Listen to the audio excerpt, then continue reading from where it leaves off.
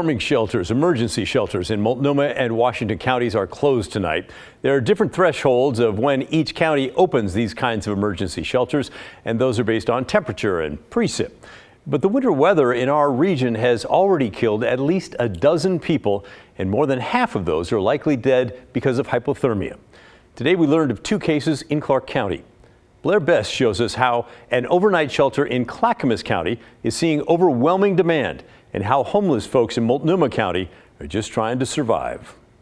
As frigid temps continue to grip the region, people flock to this small building in Oregon City. Because we really don't have anywhere else to go. This resource center is the only severe weather emergency overnight shelter left in the whole Tri-County area. It's a little wild to me. It makes me extra grateful for the support we have in Clackamas County. They've helped more than 100 people during the day over the past 11 days, but their capacity allows only 49 people to stay the night. The storm has been just awful for our folks. They're also using this time to connect people with services. Because there's not a better opportunity to connect with someone when they're here in front of us, ready to engage. Because this is one of the most important places that people can come to get help. In Washington County, emergency overnight shelters have closed, and in Multnomah County, I was in this tent all this time.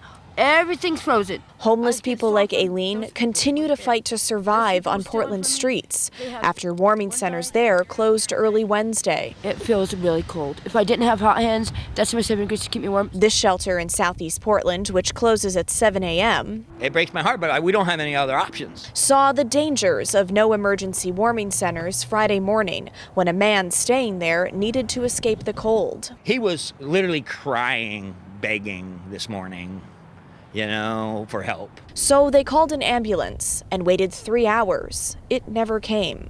And I said, send somebody. Somebody has to come check on this man, I don't care. Send street response, somebody. When we got there, Portland Street Response was taking him somewhere safe.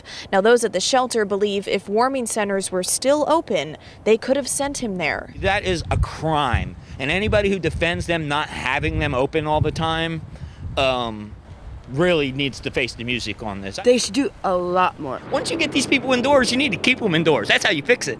All right, so let's talk thresholds. In Washington and Multnomah County, they open emergency shelters when it's 25 degrees or there's enough rain or snow. Here in Clackamas County, they wait until it's 33 degrees. But the majority of people that need this type of emergency shelter are in Multnomah County. A spokesperson there tells us that once they decided to close their warming centers, it was too late to change course, given the number of volunteers they would need to recruit to keep those centers open. I also want to point out that there are non-emergency overnight shelters in both Washington and Multnomah County, but at last check, they were either full or beds were limited. In Oregon City, Blair Best, KGW News.